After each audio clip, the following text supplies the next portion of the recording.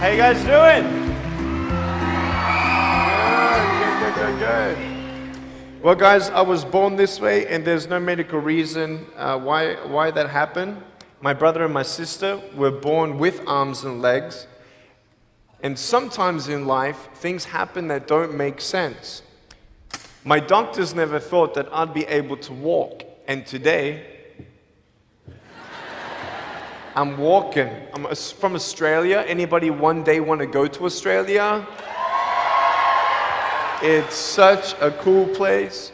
And I now live in LA. I'm a Southern California boy. So I only live about 4 hours from here. And today I'm going to tell you, man, I love freaking people out. One day I'm in a car. I'm in the front seat. I'm not driving, of course. Can you imagine if I'm driving a car? They reckon they can put a joystick, that thing that controls my wheelchair, we can put that in a car. Like, how fully sick is that? Like, imagine if I get pulled over by the cops. Can I have your driver's license, please? Yeah, but it's over there, you're gonna have to get it. Imagine if I'm in big trouble. Put your hands up! Get out of your car!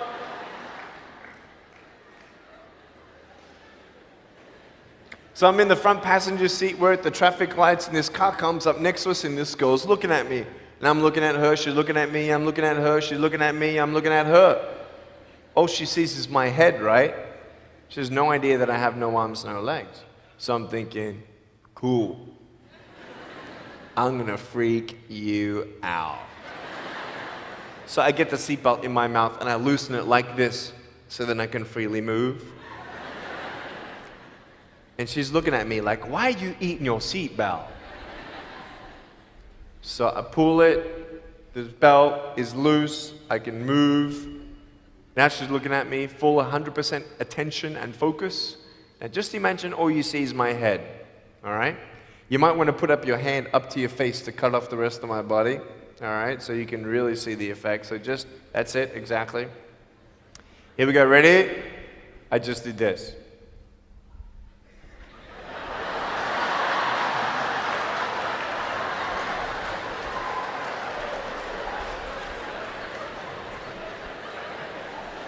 And her face, man, she was like, she nearly ran the red light, man. It was so good. My parents always said, Nick, you don't know what you can achieve until you try it. And the doctors looked at me and said, he's not going to walk, he's not going to go to school, he's not going to do anything in his life. And then my parents, they just loved me like crazy and said, you got to try. Try this, try that, try this, try that. And I'm thinking sometimes like, Mom and Dad, you're crazy, man. I have no arms, no legs. How would I ever be able to do this or do that? But they encouraged me and they loved me. And as human beings, we're waiting for stuff like that. We all want love. Everybody say, love. Very good. We all want love. And, I went to school and I wanted to be cool, You go to school and you want to be accepted, And so you see these guys and you're like, oh, man, Everyone swears like every third sentence, F this and F that and F and this and F. Like what? Like they think they're cool, And so I'm thinking, man, maybe I need to be like them to be cool. And then you compare each other with how we look, and I wish I was smarter, I wish I was taller, I wish I was shorter, I wish I was more popular, I wish I did this, I wish I didn't have that. I wish my life was different. That was me when I was about 8 years old. I looked at myself and I looked at everybody else, and everyone else had more than me. And I'm asking, why? Why me? Have you ever asked the why me questions, but get nowhere? If I had no answers from the doctors, and if I had no answers from my parents, I still have a choice every day in my life to keep going or give up. You see this book up here? This is my favorite book in the whole wide world. This is my favorite book, the Bible. And here I am.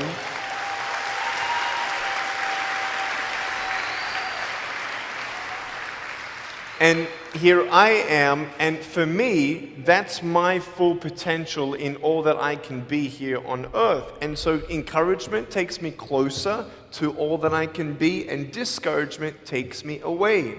You see, it only takes 3 seconds for someone to tease me when I was at school and just say, hey, you ugly. Yeah, you can't do this and you can't do that. And some of you thinking like, man, seriously? You had kids picking on you? Like, how heartless are those kids? Picking on me with no limbs, like, you would probably say, well, I'm not that bad. I wouldn't pick on a kid with no limbs. But why would you pick on anyone? Well, because it's fun. It's just culture. Okay, we'll get to that. But for me facing all that stuff, I'm getting these seeds. Everybody say seeds. S-E-E-D-S, seeds. Have you seen the pictures of the sequoia reds up here in California? These huge trees. Like some of the trunks could be as nearly big as this room. I've seen those photos where they've actually dug out a tunnel in a trunk of a tree. You can drive a full-size SUV right through it. That all started with a little seed. If you leave a seed of lies in your heart and in your mind and you don't know the truth, if you don't know the truth, you will die with the lie. I started dying because I started believing what I was told. I want you to know the 3 things that I needed to come to in my life is the truth of my value, the truth of my purpose, and the truth of my destiny. I want you to know something. In our mind, we put ourselves down all the time. I want to ask you today, do you think I'm cool enough to be your friend? But I don't swear, I don't use the F-bomb. Am I still cool enough to be your friend? But I don't tease people. Am I still cool enough to be your friend? But I have no arms, no legs. Seriously.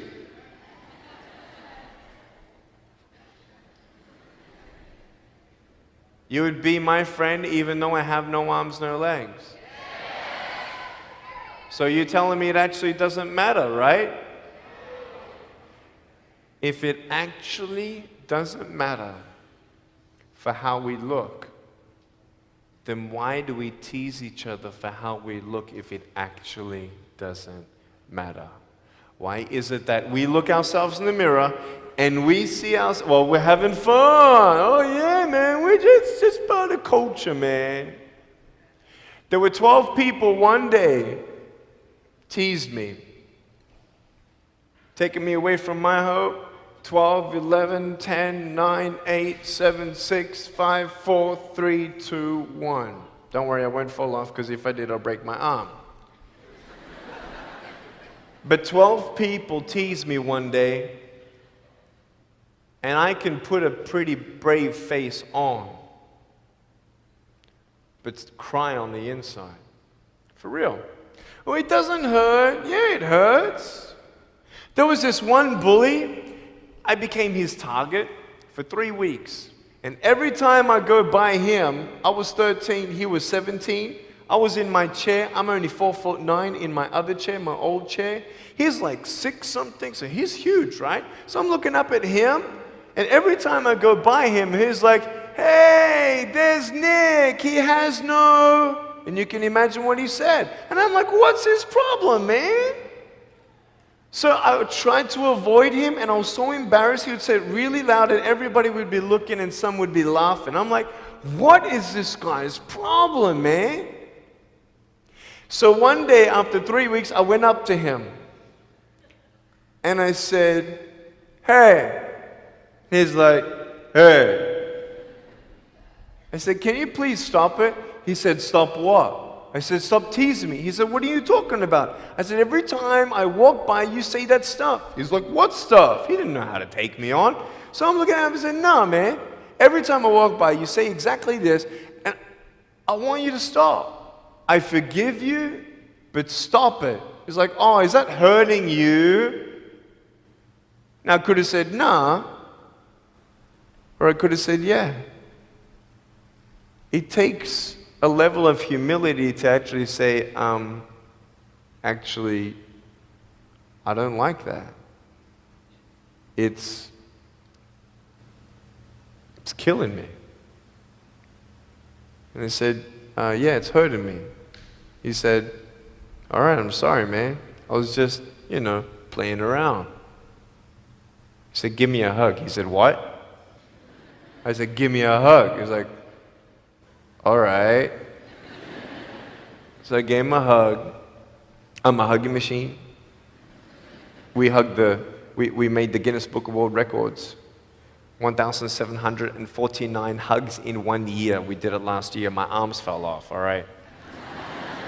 The scary thing about hugging so many people is that anyone can just pick me up and take me home, all right? Like, what am I gonna do? Like, hit him or something? Like, pretty mean headbutt, right? I want you to know that you might be playing around. I could pretty much say that 98% of you have teased someone in your life.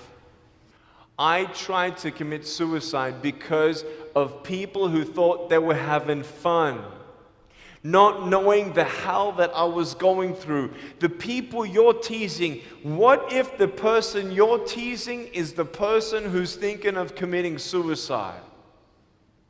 What if the person you're teasing is the one who's tried to commit suicide, who hates their life because of you? You don't know if the person you are teasing is the son or daughter of a drunk at home getting abused. And all they need is someone like you to keep on pushing them this way. We need hope. So find something else to do. Find positive things in your own life. I don't care about how you look. I will never, ever, ever tease you. I will never tease you. I could tease you. I could be tough. People thinking that bullying is tough. It ain't tough. My wheelchair, this is tough. This thing, man. I'll tell you something. You ready? This wheelchair. This thing's so tough. When my friend built this for me, he said, you're gonna love it. I said, what, does it go fast? He said, no, but it's tough. And I said, well, what do you mean? He said, you'll find out. The torque in these motors at the bottom, at the back, this thing, if someone's holding it, I'm telling you, it can go 90 degrees. I went 80 degrees up, all right? Someone's holding me to make sure I don't tip back. My wife, she loves shopping with me because she just jumps on the back and we go shopping. Like, she just shops and shops because she doesn't drop, right? We just go and do it. It's fun. Now, what I tried one day to do, you'll never believe me, maybe you will, just know that every word that comes out of my mouth is not an exaggeration. One day, I needed to move a car. So I got my wife to put my car, my 66 Chevelle, in neutral. It's a 2.5-ton car. And I backed it back with this thing. Just like this, like nothing. This thing is tough. Guess what? The definition of tough means it's strong. To show your strength, you need to do something that's difficult. I would sound so stupid if I said, hey guys, I got a Matchbox car one day and I got some fishing line and I towed that Matchbox car all around all day. How tough is my BMW? That's stupid. That's the same thing with bullying. You think you're tough? You're trying to show your strength? That's not your strength. Let me come back in 10 years and let me get your anyone have a 3-year-old nephew? Anybody have a 3-year-old nephew? Cool, put your hands down. I will get any one of your 3-year-old nephews, bring them tomorrow night at where I'm speaking, and we're gonna put him up on stage and let me show you how tough I am. We'll get your 3-year-old nephew and we'll put him up here on the table and let me tease him. Let me show you how tough I am. That's what you are.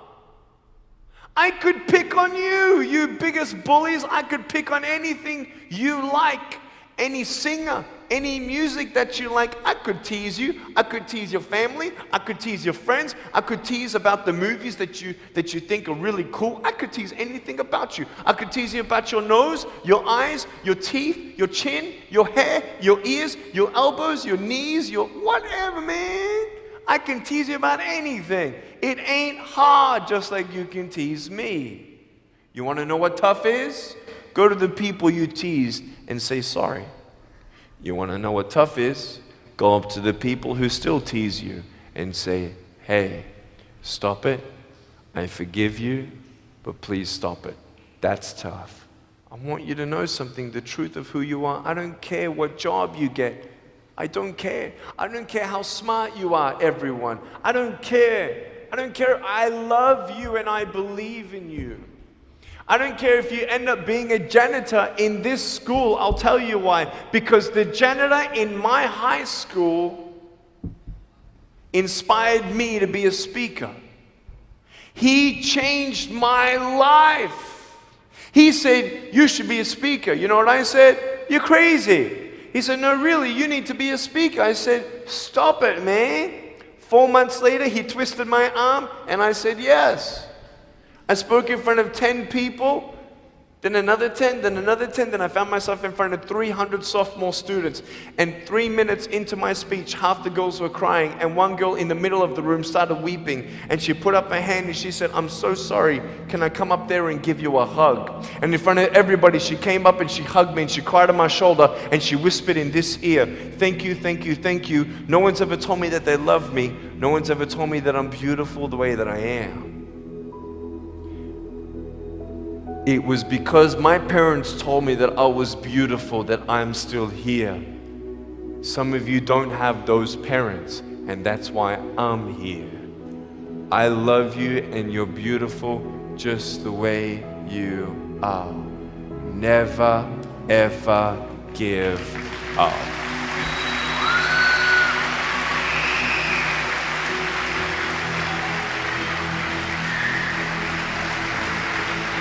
How many schools do you think that I spoke to actually stopped bullying altogether? Okay. Whoever said one, you were correct. One school out of 600, I got a letter from the headmaster, and he said, Nick, you forever changed our school, blah, blah, blah. We haven't seen any bullies pick on anybody for 8 months straight. We don't know what happened, but in the best words that I can describe, there's just a new thought in the air that it just ain't cool anymore. It just ain't cool. I want to ask you, what are you going to do? Are you going to continue on at the risk of knowing that in each section, this section right here, 5 people are already trying to commit suicide? That section there, 5 people. When you extrapolate it out,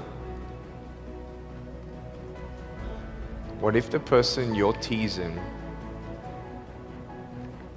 is one of those, and you have no idea? Would you find something else to do? So, the change is up to you. If you want to see more love in your school, be love.